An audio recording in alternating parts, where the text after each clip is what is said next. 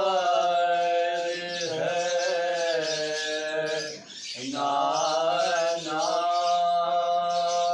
حسین کا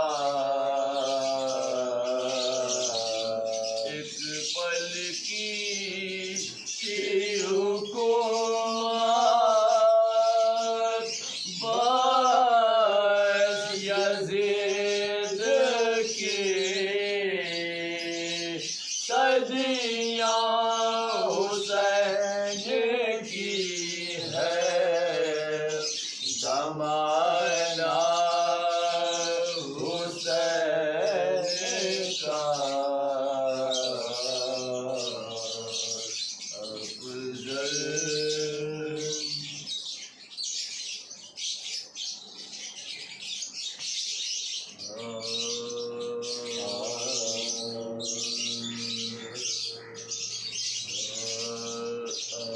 عباس کے پرچم کو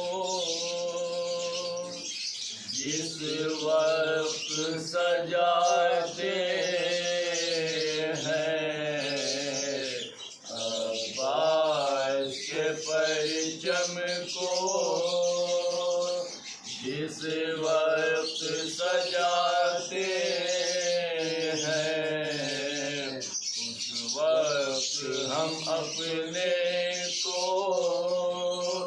فردوس میں پاتے ہیں عباس کے پرچم کو اس سمت جہنم ہے اور ایک طرف جنت دور بیٹھ تصور میں تصویر بناتے ہیں عباس کے پرچم کو جس وقت سجاتے قدموں کے نشان تیرے ملتے ہیں جہاں مولا قدموں کے نشان تیرے ملتے ہیں جہاں مولا اس خاک پہ اپنا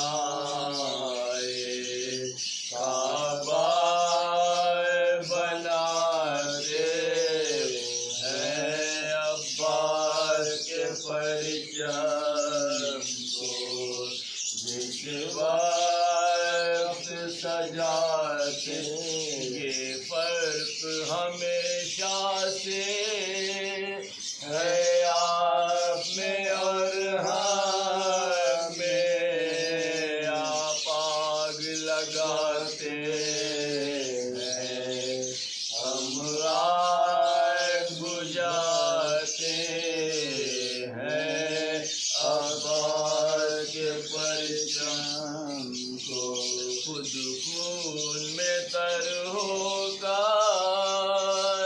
شعلوں پہ کبھی چل کر ہم لوگ ہمیں شہر کا احساس جگاتے ہیں عباس کے پرچم کو جس وقت سجاتے اصغر کے تبسم نے ظالم سے کہا رن میں تم تیر چلاتے ہو ہم خون پلاتے ہیں عباس کے پرچم کو جس وقت سجاتے ایوب سا صابر بھی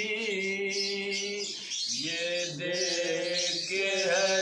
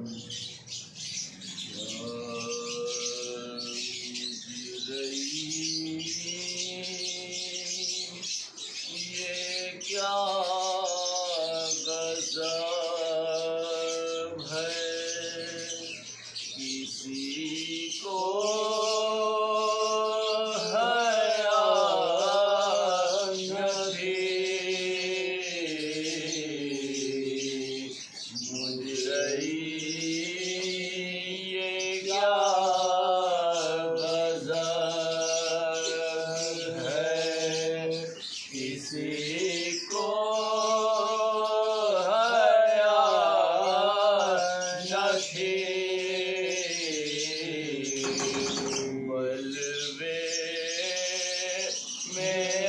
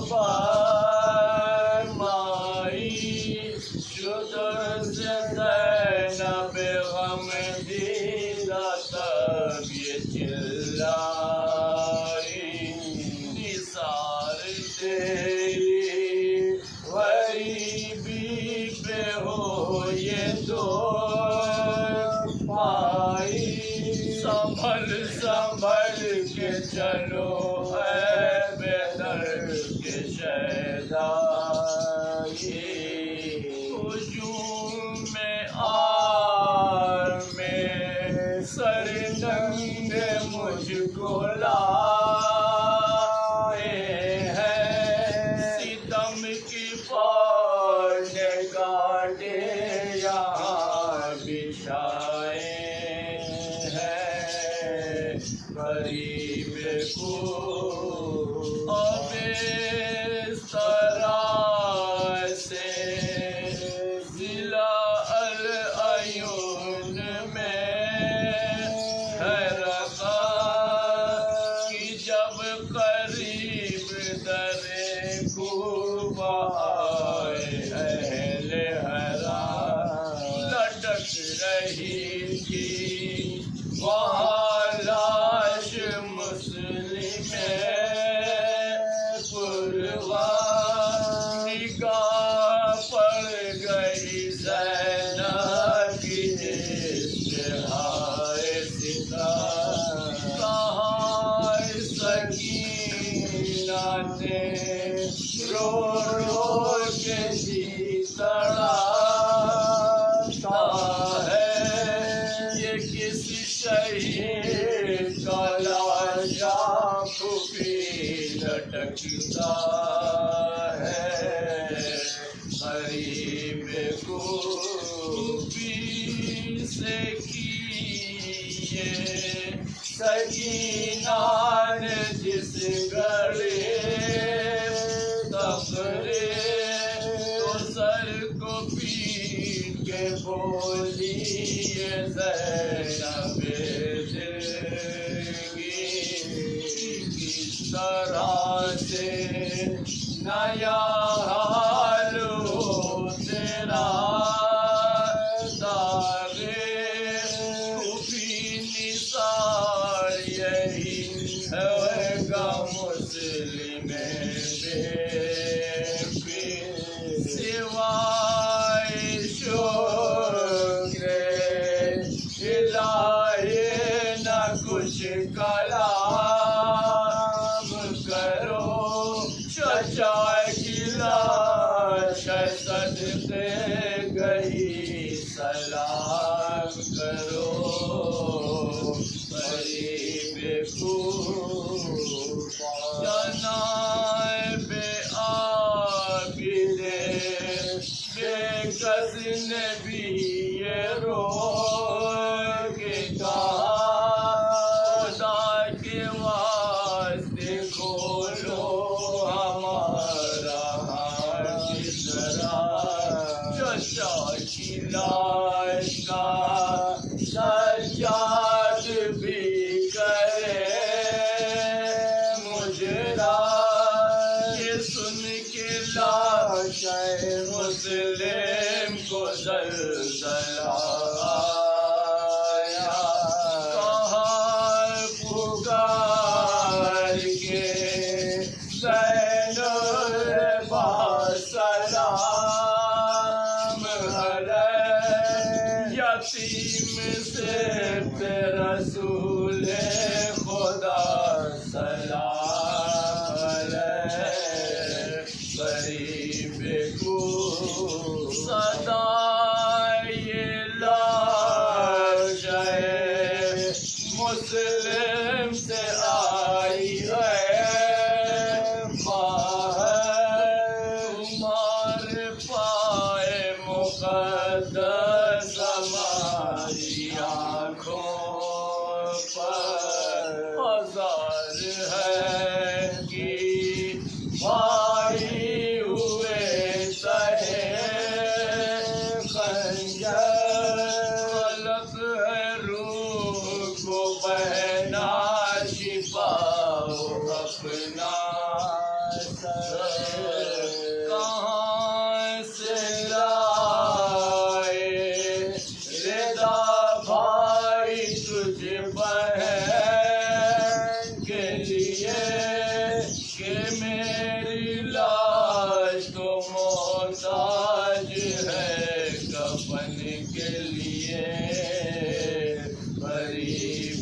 बेकुबा सदा ये लागे हर बुरी दासे आई तुम्हारी तर्जना लबी के मैं सदके जाई मेरे भी दिल में है फुरकत ने आग भड़काई पर अपने बस में नहीं है तुम्हारा शहदाई फिदा हुआ तेरा बाबा शहर मदीना पर वलाए लेके तो पुरवाओ अब सकीना पर करीब कूबा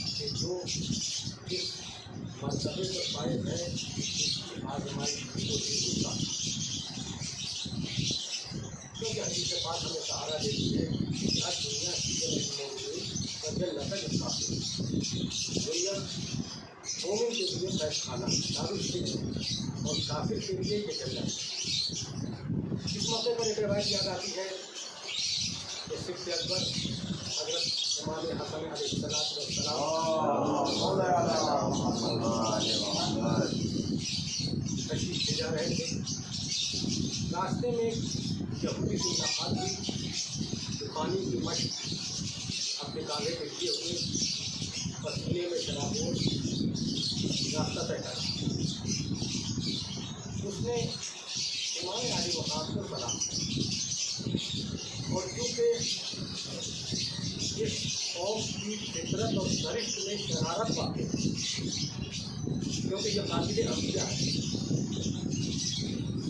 تو اس کو یہ خیال آیا کہ اس قدر آرام سے اور بہترین لباس کیے ہوئے یہ جا رہے ہیں اور میں اتنی آزمائش اور ساتھ میں مبتلا ہوں دھوپ میں بھاری مچھلی راستہ طے کر رہا ہوں اور تصویریں میں ڈوبا ہوا اور یہ اتنی آسائش سے راستہ طے کر رہے ہیں.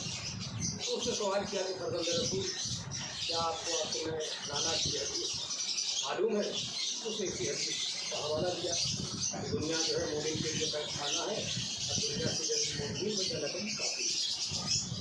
تو آپ اس قدر آسائش سے اور بہترین لباس جو بیٹھن کیے ہوئے نعرے سلوا کریں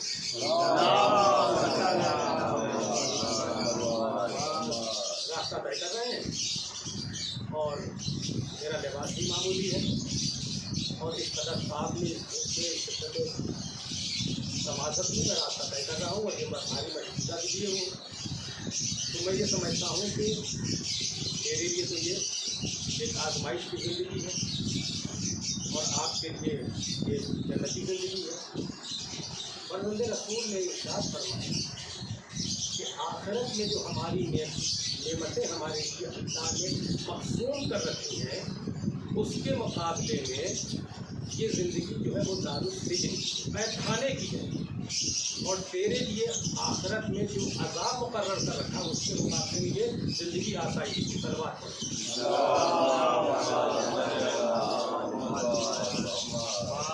بلاغت قرآنی کا ایک امتیاز یہ بھی ہے کہ جب اہل ایمان سے گفتگو کا آغاز ہوتا ہے کسی آیت میں تو یا ایھا الذین آمنوا براہ راست کلام ہوتا ہے.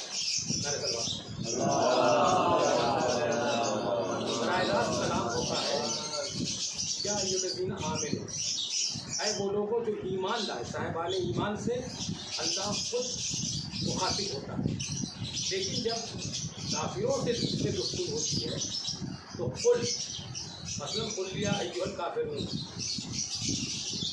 آپ کہہ دیجیے ان کافروں سے یعنی براہ راست یہ قابل نہیں ہے کہ ان سے گفتگو کی جائے اور صاحبان ایمان کا امتیاز ہوا کرتا ہے کہ اللہ انہیں براہ راست مخاطب کرتا. نعرے سلوات. محترم صبر ان اللہ مع الصابرین استعینوا بالصبر والصلاۃ. صبر کی تعریف علماء کرام یہ بیان کرتے ہیں کہ صبر کی دو قسمیں ہیں. ایک تو وہ ہے کہ جو راضی اسی میں ہم ہیں جس میں تیری رضا جو بھی اس کی مرضی ہو وہ ہمارے لیے بہتر ہے اور یہ صبر کی پہلی منزل ہے کہ اس نے ہمارے امتحانات میں کون سا امتحان ایسا ہے جس کے لیے اس نے ہمیں منتخب کیا. یہ صبر کی پہلی منزل. اور دوسری منزل علماء نے یہ بیان کی ہے کہ صبر کی وہ منزل ہے کہ ہر مصیبت میں ہر موقع پر ہر آزمائش میں صرف الحمدللہ الحمدللہ الحمدللہ و المنہ مومن کہتا جائے اور آخرت کے انعامات کے لیے وہ تیار رہے کہ دنیا یہ جو ہے یہ مزرعہ آخرت ہے, آخرت کی کھیتی ہے. ہمیں تو یہ ہے کہ انا للہ و انا الیہ راجعون, ہم تو اسی کی جانب سے آئے ہیں اور اسی کی طرف واپس ہونے والے ہیں. نعرہ تکبیر. کیونکہ ہمارے لیے نمونہ عمل غیر معصوم شخصیات نہیں ہوا کرتی, اس لیے کہ جو ہدایت سے خود محتاج ہے وہ ہدایت کیا کریں گے. جو معصوم عن الخطا ہے وہی ہادی برحق ہے.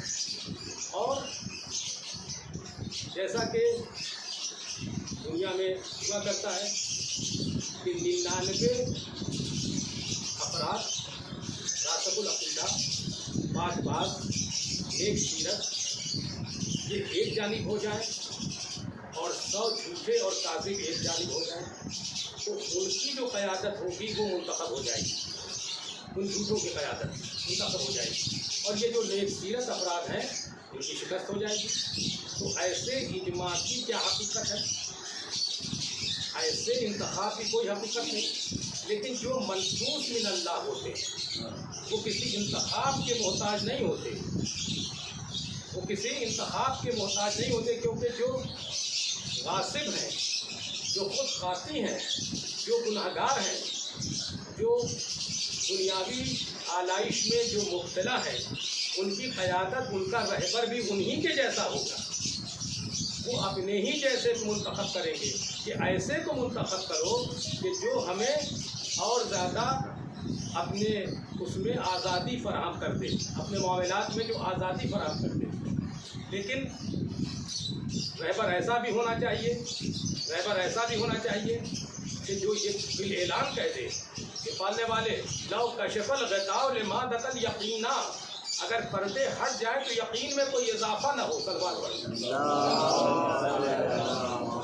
यकीन में कोई इजाफा ना हो, और न तेरे जहन्नम का खौफ और न तेरी जन्नत की तलब। मैंने तुझे अपना माबूद तस्लीम किया कि तू इबादत के लायक है। सलवात, तू इबादत के लायक है यानी मोहतरम। इसीलिए दूसरों में और मसलक असनाशरी में ख़ास इम्तियाज़ है। दूसरे मज़ाहिब उनके यहाँ वो सिलसिला ख़त्म हो गया। अब कोई भी ज़ालिम, कोई भी जाबिर, कोई डिक्टेटर, कोई फरमारवा, कोई काज़िब, लेकिन मिल्लत इस्लामिया परेशान और हैरान है कि अपनी क़यादत और क़यादत किसके हाथों में सौंपे। क्योंकि सकीफ़ा की ग़ज़बशुदा खिलाफत, क्योंकि साहिबान इल्म तशरीफ़ फरमा से हवाले और इशारे कई बात मुकम्मल हो जाएगी। सकीफ़ा की ग़ज़बशुदा खिलाफत, जिसे खिलाफत राशिदा का नाम दिया गया बनी अब्बास के दौर हुकूमत में, उसके पहले ये इस्तिलाह नहीं थी। खिलाफत राशिदा, राशिदा वो खिलाफत जो हिदायत करे, और जमहूर मुस्लिमीन की राय ये है कि मौलाए कायनात पर खिलाफत राशिदा खत्म हो गई। बाज़ हज़रात उस बाज़ अफराद या उलमा कहिए सवाल आज़म के, वो इमाम हसन अलैहिस्सलाम के 6 महीने की दौर खिलाफत को भी खिलाफत राशिदा में तस्लीम करते। नारे सलवात। और उसके बाद अब मुलूकियत का आगाज़ हो गया, ये सब का इजमा है। और नारे सलवात।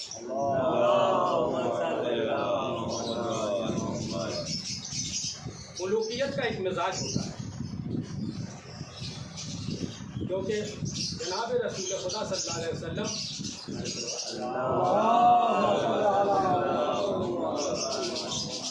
ये मशहूर हदीस है कि अल फ़ख्रु फ़ख्री, ये जो मेरी बाकशी है ये मेरे लिए बाइस फ़ख्र है। और ऐसा रसूल कि जिसने राह हिदायत में एक तो वो ज़हमतें उठाई हैं कि 23 साल की मुख्तसर मुद्दत में, और वो भी ये 23 साल शमसी नहीं कमरी, इसकी मियाद 10 दिन कम होती है। 23 साल की मुख्तसर मुद्दत में जज़ीरा नुमा अरब से बुत परस्ती को निकाल बाहर कर दिया। सलमान 23 साल की मुख्तसर मुद्दत में नक्शा बदल दिया, और कसरत इबादत का ये आलम कि पाँव पे बरम आ गए। ताहा मंजरना अलैकल कुरान, ये मेरे साहिब पैगम्बर, हमने कुरान इसलिए नाज़िल नहीं किया कि तुम मशक्क़तों में और ताप में मुब्तला हो जाओ। कसरत इबादत का ये आलम है اور جو اعمال ہمارے لیے جو نمازیں مستحب ہیں وہ انبیاء پہ واجب ہوتی ہیں، وہ انبیاء کے لیے واجب ہوتے ہیں، اتنے تو واجبات ہوتے ہیں انبیاء کے۔ اس رسول نے جس نے جزیرہ نما عرب کو کلمہ پڑھا دیا، اور اس کے بعد یہ المیہ تھا کہ بہترین خلق کی مسند پر بدترین افراد آتے اور جانشینی کا دعویٰ کرنے لگے۔ فتح مکہ کے روز تاریخ کا مشہور واقعہ ہے کہ اگر رحمت للعالمین کو حکم دیتے تو مکہ کی گلیاں اوریسی سے بھر جاتی، اور یقیناً ان کے اعمال، ان کے گناہ، ان کے کارنامے ایسے تھے کہ وہ اس کے مستحق تھے۔ لیکن اللہ نے رحمت للعالمین کی رحمت کہ آپ کریم ابن کریم وہ افراد، وہ شخص جس کا دعویٰ تھا، جو بقیہ کہتا تھا کہ میں نے محمد کو ایک دن چین سے لپیٹ لیا، ابو سفیان، وہ اس کی زوجہ اور اس کا قبیلہ، یہ جب رسن بستہ آئے تو انہیں آزاد کر کے طلقہ ابن طلقہ اسی لیے کہا گیا سلوات میں۔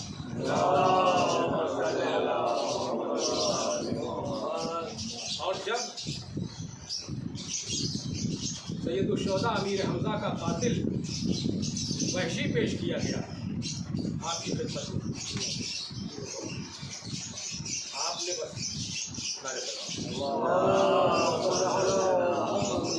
آپ نے اس کی طرف سے نگاہیں پھیر دی، بس اتنا کہا کہ اسے میری نگاہوں سے دور کر دوں، اس کو دیکھتا ہوں تو مجھے اپنے چچا حمزہ یاد ہے۔ اور اس سے بڑا المیہ اور ستم زری کیا ہو کہ وہ بھی صحابہ کی فہرست میں شامل ہے۔ اسی موقع پر حضرت مولانا روم رحمۃ اللہ علیہ کی مثنوی کا آفاقی شعر یاد آتا ہے کہ جو صحابہ حب دنیا داشتن، جو صحابہ حب دنیا داشتن، مصطفیٰ را بے کفن در۔ یہ حب دنیا تھی، یہ دنیا کی طلب تھی کہ رسول اکرم رحمۃ اللہ علیہ کے ساتھ یہ مشہور شعر۔ لیکن آج کا مؤلف ہے پرانے نسخوں میں تو یہ شعر موجود ہے، جو جدید نسخے شائع ہو رہے ہیں تقریباً 25-30 سال کے عرصے میں اس میں یہ شعر نہیں لکھا۔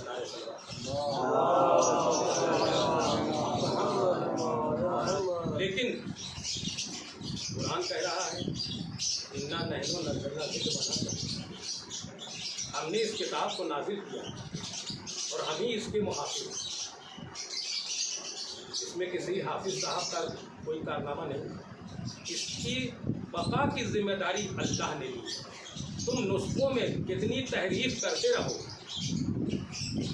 اس شعر کو مٹاتے رہو، لیکن ہم جیسے طالب علم کی سینوں میں یہ شعر محفوظ ہے، اور ہماری تحریریں جب آتی ہیں تو اس میں یہ شعر پیش کرتے ہیں، اور ان قدیم نسخوں کو تم کہاں تک مٹاؤ گے، تم کہاں تک مٹاؤ گے، اور تاریخ میں ان کارناموں کو کہاں تک تم ہٹاؤ گے کہ جو تاریخ جس سے بھری ہوئی ہے۔ کیونکہ جناب عبداللہ ابن عباس گویا کرتے تھے الاثنین آئے دوشنبہ، آئے منڈے کا دن۔ لوگوں نے پوچھا کہ آپ کیوں یہ آیت سر پڑھتے ہیں؟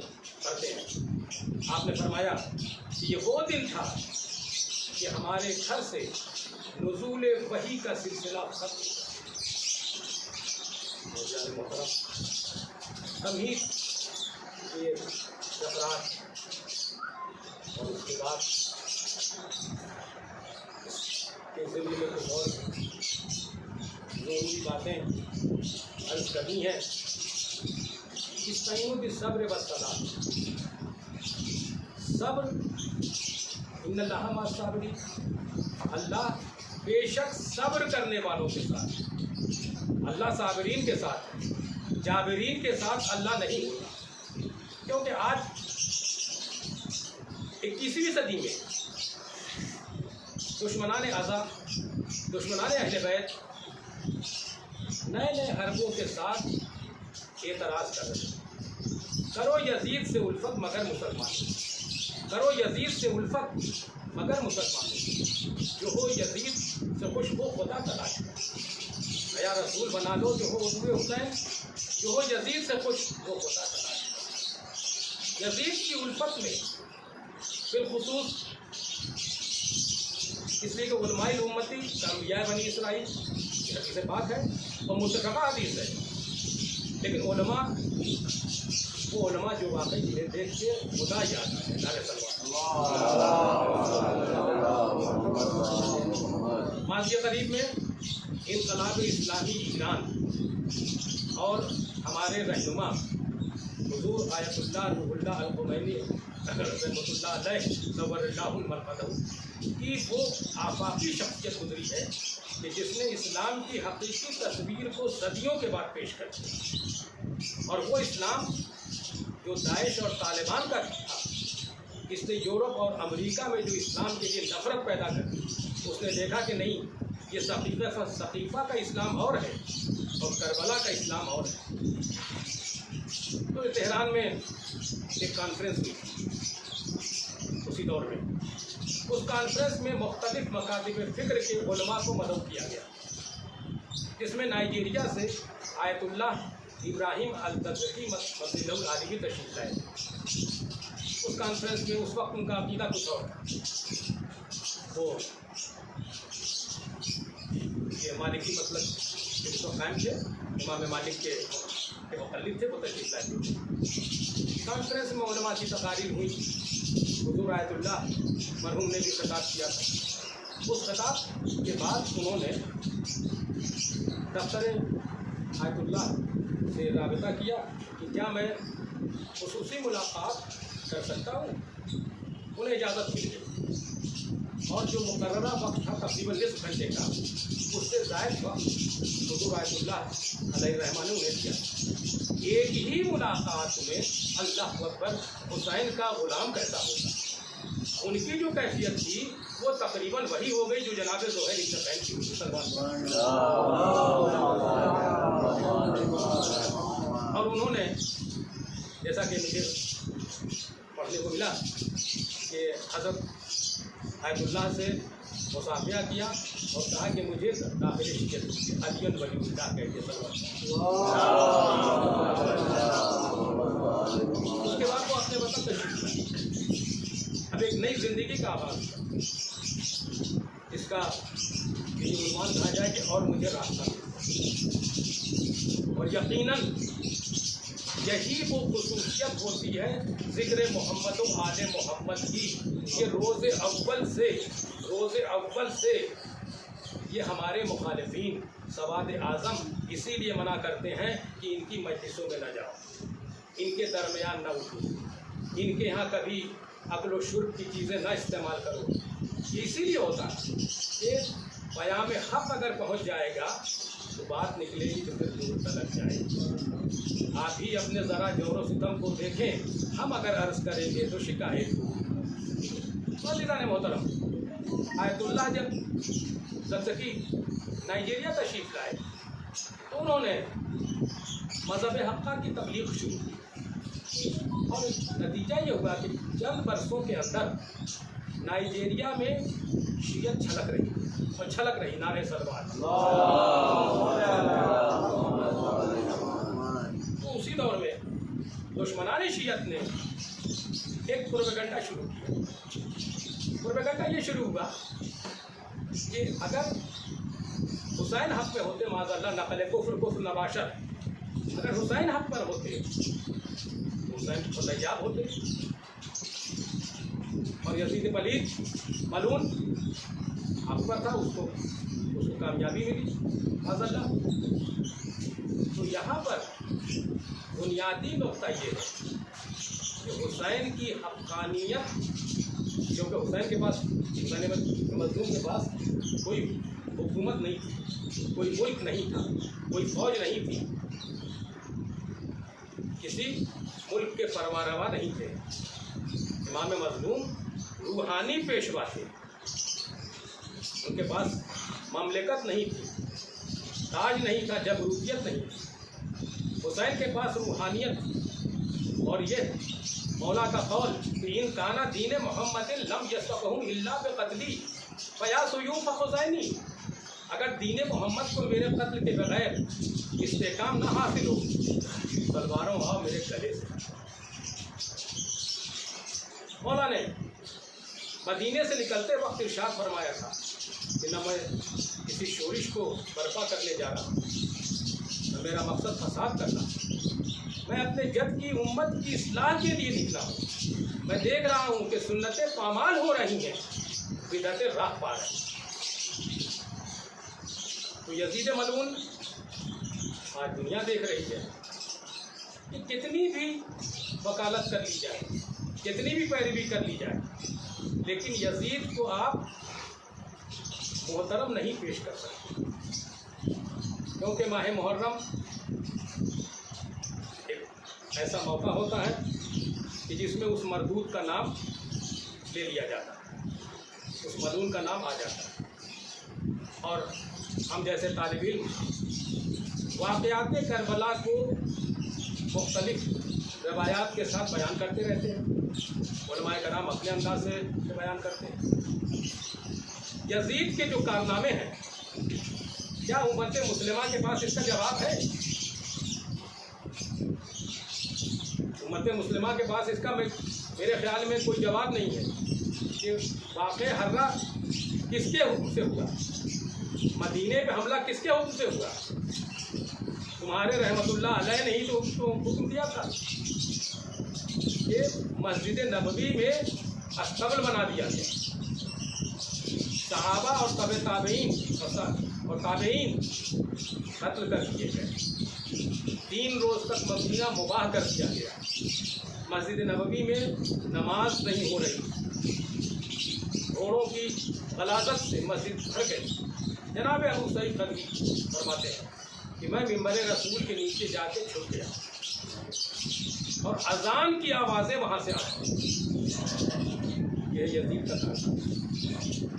کعبے پہ حملہ ہوا، منجلی مسلم بن عقبہ کی قیادت میں جو فوج آئی، غلاف کعبہ جل گیا، تبرکات کعبہ جل گئے، اس میں جو سب سے عظیم تبرک تھا وہ جناب اسماعیل علیہ السلام کا فدیہ جو دمبا تھا، اس کے سینگ رکھے ہوئے تھے، وہ بھی جلا دیا۔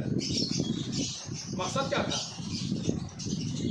آثار اسلام کو مٹا دو، نہ مسجد نبوی بچے نہ کعبہ بچے۔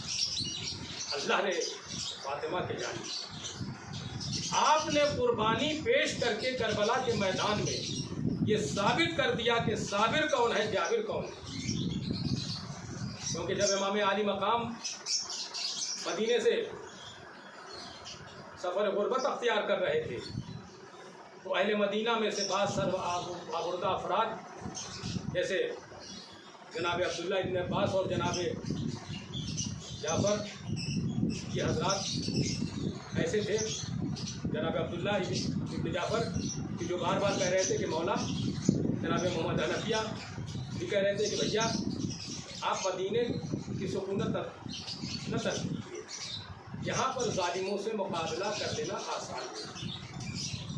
لیکن امام عالی مقام کو معلوم تھا کہ میری بادگاہ میری قتلگاہ تھا، گھر میں وہ مٹی بھی آ چکی تھی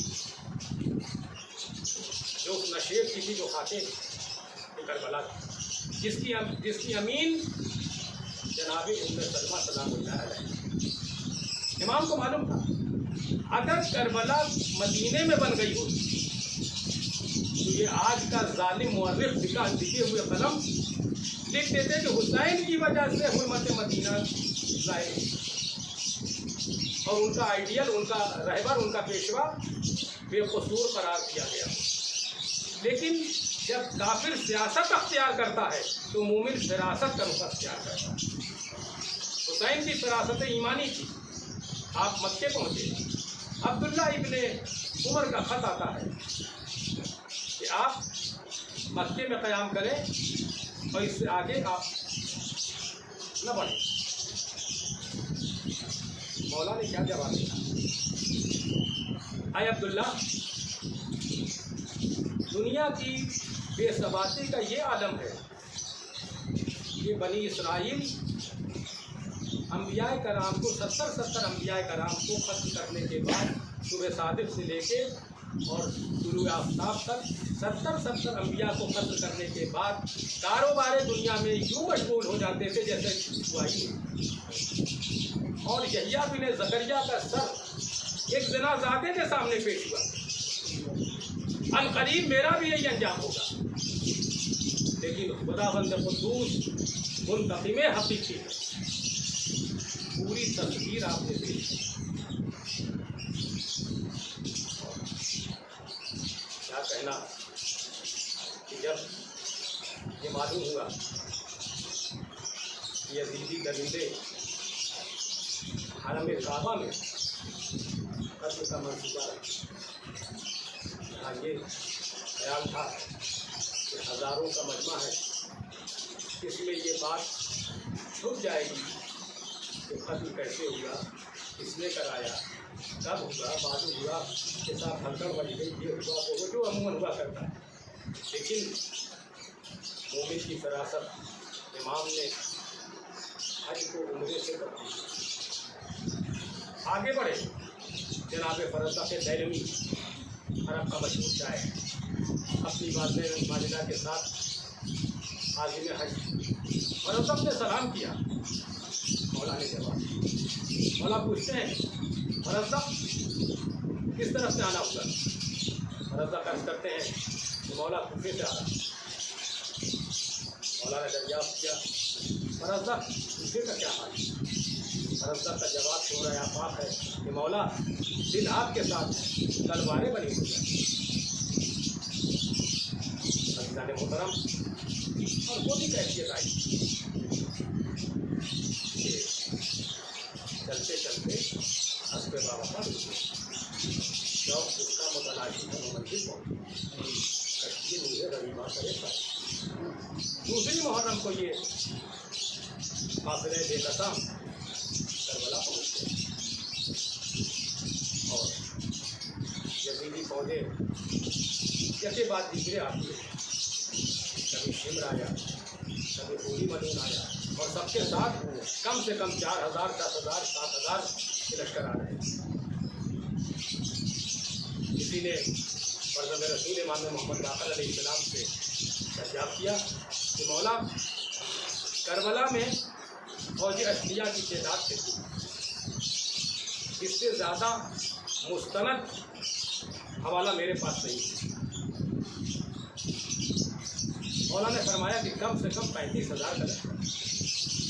ایک طرف چند ضعیف، چند غریب الوطن، بھوکے پیاسے، کچھ ان میں کمسن بچے جن کے ابھی سبزہ بھی آغاز نہیں ہوا، ان میں شیرخوار علی اصغر. مٹھی پر ایک فوج، ایک جماعت، اور اتنی بڑی فوج. لیکن اللہ نے ہمارا سلام شہدائے کربلا کہ جانبازی کی ایسی مثال نہ اولین میں تھی نہ آخرین میں. ایسی مثال صبح عاشور نمودار ہوئی. اور حسین ابھی سجادہ طاعت پہ ہے کہ ادھر سے تیروں کی بارش شروع ہو گئی. نصر سعد ملعون لشکر کو مخاطب کر کے کہتا ہے کہ گواہ رہنا کہ لشکر حسینی کا پہلا شکل. ہمارے نادان ذاکرین جوش خطابت میں کہہ دیتے ہیں کہ نماز ادھر بھی ہو رہی تھی ادھر بھی ہو رہی تھی. لیکن مجھے کوئی آج تک تاریخ ایسی نہ ملی کہ ادھر نماز ہو رہی تھی یا تیروں کی بارش کی جا رہی تھی. نماز تو حسین ابن علی پڑھا رہے تھے. وہاں کی نماز کا کوئی حوالہ ہو تو آپ دیجیے، قابل قبول ہے. جذباتی باتیں ممبر سے نہیں کر سکتے کیونکہ یہ ممبر بلندی کا مقام ہے، یہاں سے رشد و ہدایت جاری. مجلس حسین میں کیا کشش ہے؟ مٹ گئی سلطنتیں دیدہ غم باقی ہیں. دیکھو اشکوں کا یہ اعجاز کہ ہم باقی ہیں. ان مجلسوں کا اعزاز یہ اعجاز ہے، یہ فیض ہے. ہم ایک بے وضاحت افراد ہیں ہمارے پاس میڈیا نہیں ہے، پروپیگنڈا نہیں ہے، لیکن ثانیہ زہرا کی بنا کردہ مجلس کا پلیٹ فارم ہے، جس سے ہمارے مخالفین لرزہ براندام ہیں، جو فتاویٰ جاری ہوتے رہتے ہیں، جو تنبیہاتی رہتی ہے، اور ایک عالم اسلام کی بزرگ شخصیت گزرے ہیں، حجت الاسلام امام غزالی، میں ان کا بڑا شکر گزار ہو جاتا ہوں۔ ان کا ایک قول بہت مشہور ہے کہ باعث یا غیر باعث پر ذکر شہادت حسن و حسین حرام ہے کہ اس سے بغض صحابہ پیدا ہوگا۔ سلوات ہے۔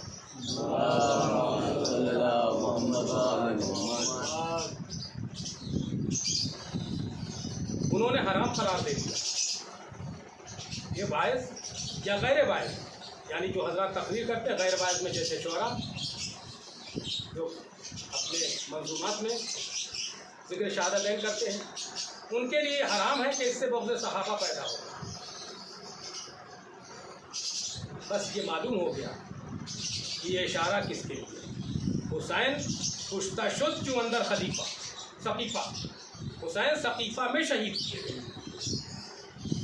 یہ ثقیفہ کی آندھیاں تھیں جو کربلا میں قیام حسین تک چنگا جاتی۔ اگر خانہ سیدہ میں آگ اور لکڑیاں جلائی نہ گئی ہوتی تو قیام حسینی میں آگ نہ لگائی۔ نسل رسالت کا پہلا خون معصوم عالم کے شکم میں ہوا۔ محسن کی شہادت کیا مورخ اسے مٹا سکتا ہے؟ صحبت علیہ مصائب لونہا، یہ وہی مصیبتیں تھیں، یہ آغاز تھا، ابتدا تھی، انتہا کربلا میں تھی۔ عزیزان محترم، اس کے بعد حسین اپنی قربانیاں پیش کرے، یکے بعد دیگرے۔ اللہ اکبر، ظہر کا وقت ہو گیا۔ جناب ابو ثمامہ سیلابی آسمان کی طرف دیکھتے ہیں، مولا ظہر کا وقت ہو گیا، تمنا ہے کہ آپ کی اختتامی یا آخری نماز پڑھی، اب جنت میں آپ کے نانا کے ساتھ اگلی نماز پڑھوں گا۔ مولا نے آسمان کی طرف دیا، بے شک اول وقت نماز۔ ہمارا سلام ایسے صحابی پر کہ ایسے ہنگام میں 3 دن کی بھوک و پیاس، لاشوں کے انبار لگے ہوئے ہیں، لشکر کفار ٹوٹا ہوا، تیروں کی بارش، نیزوں کی انیاں چمک رہی ہیں، تلواریں لہرا رہی ہیں، اس موقع پر بھی نماز کا خیال، اور اول وقت نماز، کیونکہ قرآن اعلان کر رہا ہے کہ کلو شیء احصیناہ فی امام المبین، ہم نے تمام چیزوں کو، تمام محکمات کو امام مبین کے ہاتھوں میں جمع کر دیا، اختیار دے دیا۔ آفتاب کب طلوع ہوتا ہے، کب بلند ہوتا ہے، کب زوال اختیار کرتا ہے، کب نصف النہار کو پہنچتا ہے، نماز ظہر کا وقت، فضیلت کب آتی ہوئے، یہ سب امام معصوم کے علم میں ہوتا ہے۔ لیکن سیرت اصحاب حسینی ایسی تھی، ایمان کی وہ بلندی تھی کہ ابو ثمامہ نے دیکھا، امام نے فرمایا کہ خدا تمہیں نماز گزاروں میں شامل کرے۔ نعرہ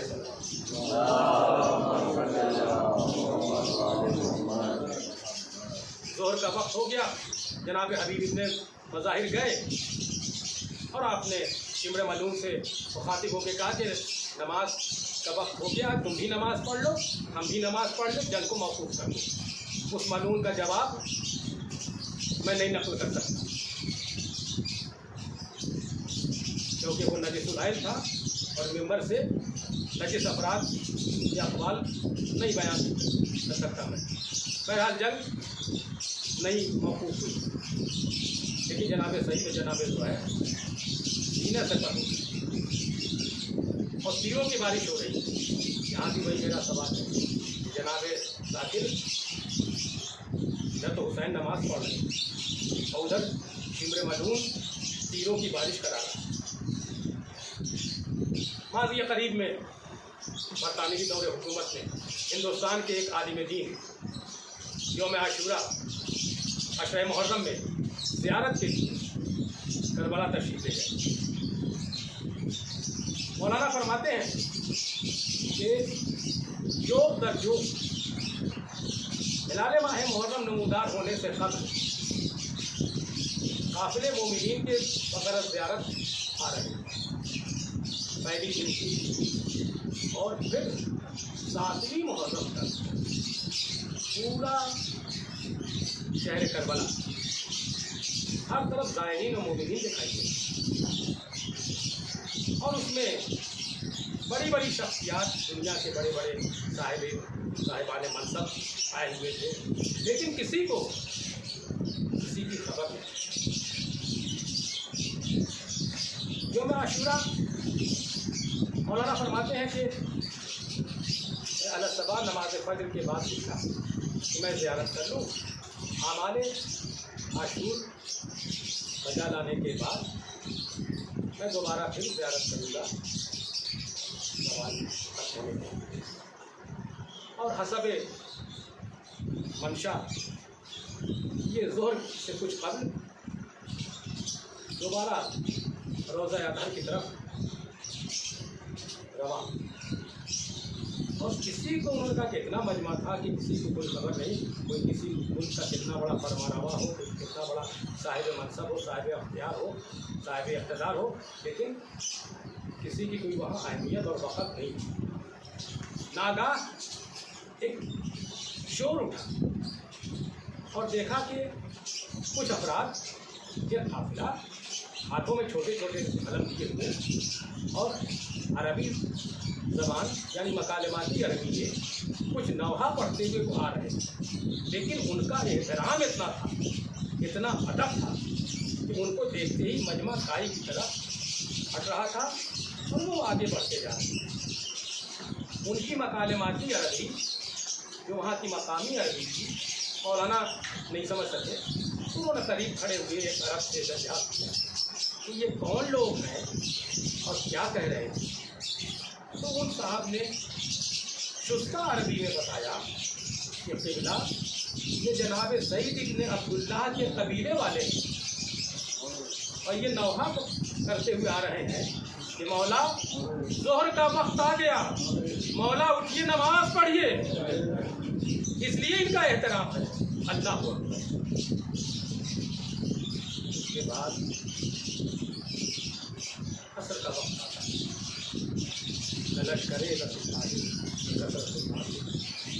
ना फातिमे ना अली अकबर ना अलमिन नासिर ये कोरोना की आवाज़ बदल होती है।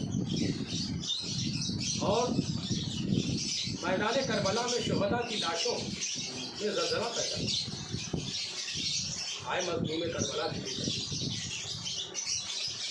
ये जनाब जाफ़र जिन तक ये इख्तिलाफ हो, क्योंकि जनाब जाफ़र जिन की कीमत पाक तो मौला की खिदमत में आए, अर्ज़ करते हैं जनाब जाफ़र जिन अपना ये कौल है कि मैं मुसैयब तक आ गया, लेकिन मुसैयब तक लश्कर कुफ़ार भरा हुआ, लेकिन मुझे क्या रोक, मैं इनके सरों पर से गुजर गया।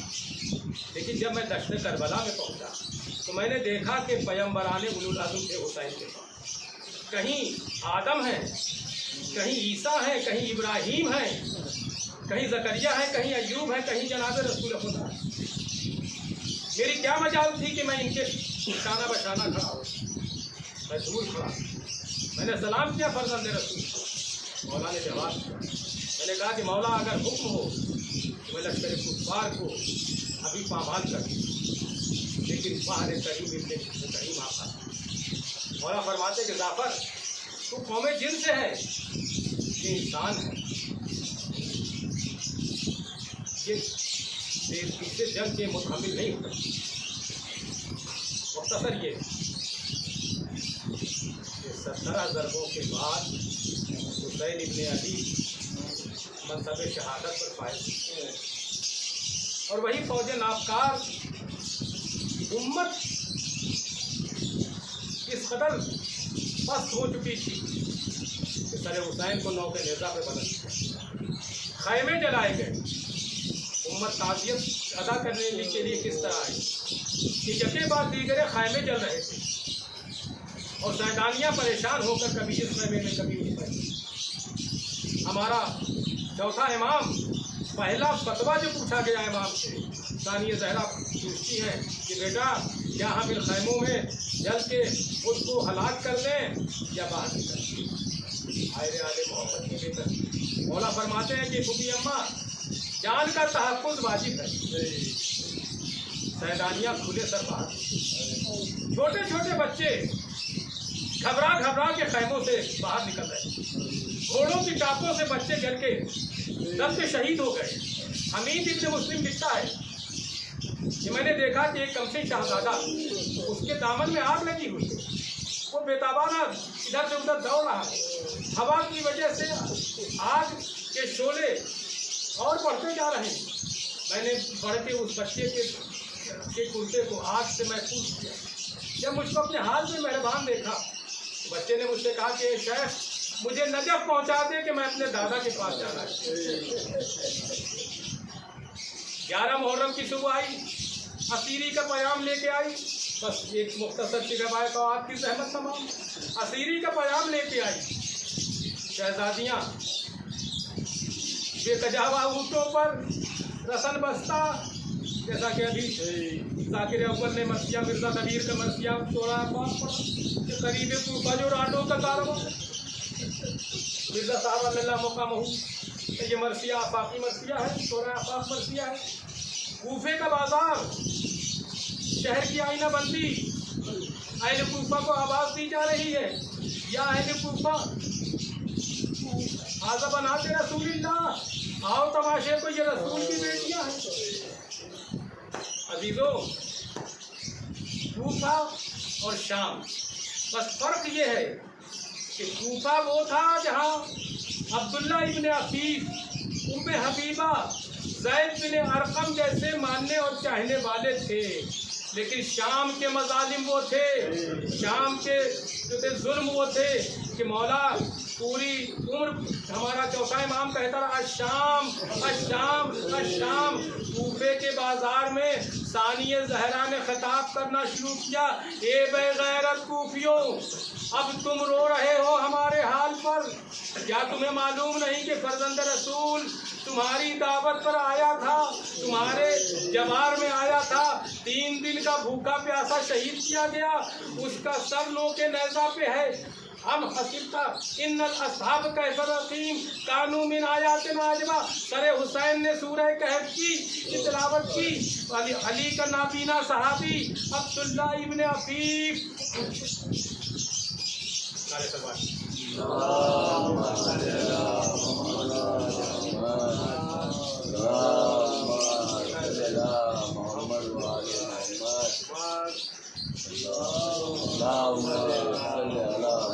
علی کا نابینا صحابی عبداللہ ابن عفیف، جب اس نے جنگی بازوں کی آواز سنی، جب انہوں نے جنگی بازوں کی آواز سنی، شادیانے پتہ کہ شادیانے سے بج رہے تھے، تو انہوں نے کہا کہ یہ کیسا مجمع ہے۔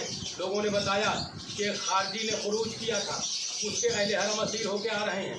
انہوں نے کہا مجھے بھی لے چلو، لوگ لائے، دونوں آنکھوں کا نابینا صحابی، ایک آنکھ مولا کی نصرت میں جنگ جمل میں جاتی رہی، تیر پہ وسط ہوا، دوسری صفین میں گئی، دونوں مرتبہ مولا سے عرض کرتے ہیں کہ مولا آپ شفا دے دیجئے کہ میری بینائی واپس آ جائے۔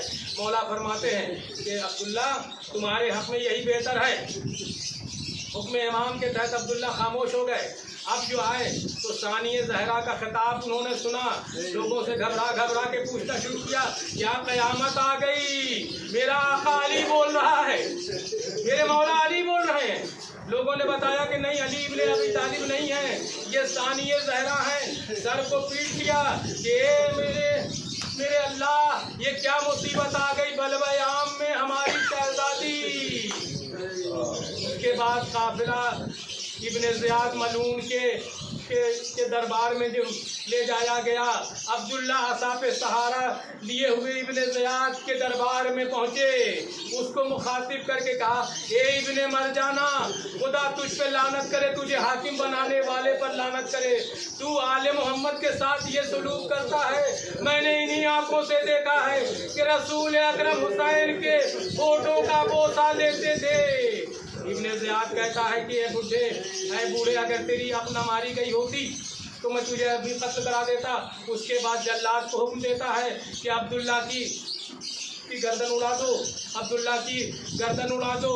लेकिन अब्दुल्ला के कबीले वाले आड़े आ जाते हैं और अब्दुल्ला को महफूज करके उनके घर ले जाते हैं। हाय हुसैन मजलूम, आपकी कितनी बेकसी है, ये हुसैन मजलूम, आपकी कितनी बेकसी है कि जालिम का दरबार, शहजादियाँ रसन बस्ता, आयत तदहीर जिनके घर में उतरी थी, आज वो रसन बस्ता जालिम के दरबार में खड़ी हुई है। सयालमुल्लज़ीना ज़लमू यरफ़लून इन्ना लिल्लाहि व इन्ना इलैहि इलाही बहक ज़हरावादिया होगा।